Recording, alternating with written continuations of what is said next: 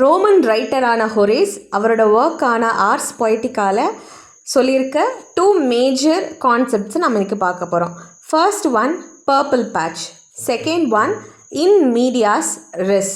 Purple patch textile இண்டஸ்ட்ரியில் இன்றைக்குமே பார்த்திங்கன்னா பேட்ச் ஒர்க் அப்படின்னு சொல்லிட்டு ஒரு பர்டிகுலர் டிசைனிங்கை நம்ம சொல்லுவோம். இப்போ நீங்கள் ஒரு பிக்சர் பார்த்தீங்கன்னா உங்களுக்கு கிளியராகவே அது புரியும்.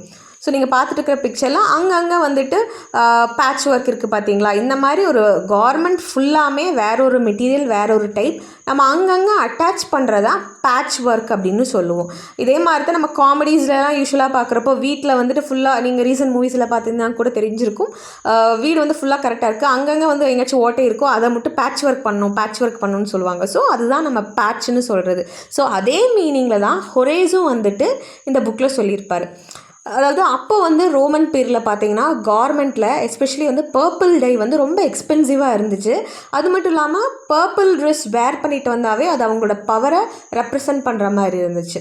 அப்படிப்பட்ட ஒரு விலை உயர்ந்தது தான் பார்த்திங்கன்னா இந்த பர்பிள் ட்ரெஸ்ஸஸ், பர்பிள் டை.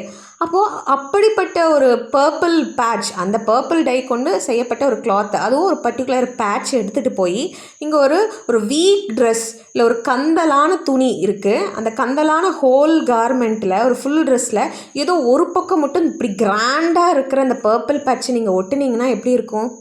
அதனால அந்த பர்பிள் பேட்ச்க்கும் வேல்யூ கிடையாது, ஆல்ரெடி இருக்கிற அந்த புவரான க்ளோத்துக்கும் எந்த ஒரு வேல்யூவும் கிடைக்க போகிறதில்ல. அதே மாதிரி தான் லிட்ரேச்சரில் ரைட்டிங்கில் நீங்கள் எழுதிட்டு வரப்போ ஒரு மீடியோக்கரான ஒரு பேசேஜ் இருக்குது, இல்லை வந்து ரைட்டிங்கே சுமாராக ஒரு புவர்லி ரிட்டன் பேசேஜஸில் தான் போயிட்டுருக்கு அந்த ஒர்க்கே.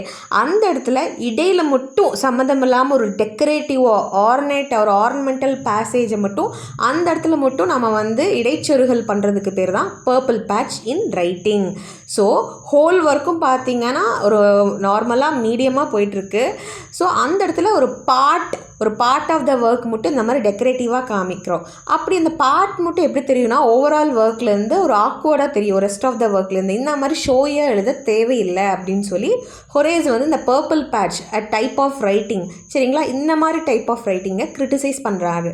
நீங்கள் வந்து டெக்கரேட்டிவாக இருக்குன்னு நினச்சி எழுதுறீங்க, பட் அது ஓவராலாக பார்க்குறக்கு அப்படி ஒன்றும் அழகாக தெரியலை அப்படின்னு ஹொரேஸ் சொல்கிறாரு. செகண்ட் டேர்ம் ஹொரேஸ் சொல்கிறது இன் மீடியாஸ் ரெஸ் அப்படின்னா it is Latin for in the midst of things. ஒரு நேரட்டிவ் போகுது, ஒரு குழந்தை பிறக்குது, அதுக்கப்புறம் அந்த குழந்தைக்கு 10 வயசு ஆகுது, 20 வயசு ஆகுது, இந்த மாதிரி போனால் அது க்ரொனாலஜிக்கல் ஆர்டர்னு சொல்லுவோம். அப்படி இல்லாமல் அந்த குழந்தையோட 30 வயசுலேருந்து ஸ்டார்ட் பண்ணுறாங்க ஸ்டோரியை, தென் அப்படியே ஃப்ளாஷ்பேக்கில் 10. ஸோ ஒரு நரேட்டிவை மிடிலேருந்து ஸ்டார்ட் பண்ணுறது, டைரெக்டாக வந்து ஓப்பனிங்லேருந்து சொல்லாமல் மிடிலேருந்து ஸ்டார்ட் பண்ணனா அது in medias res. Thank you all, happy learning.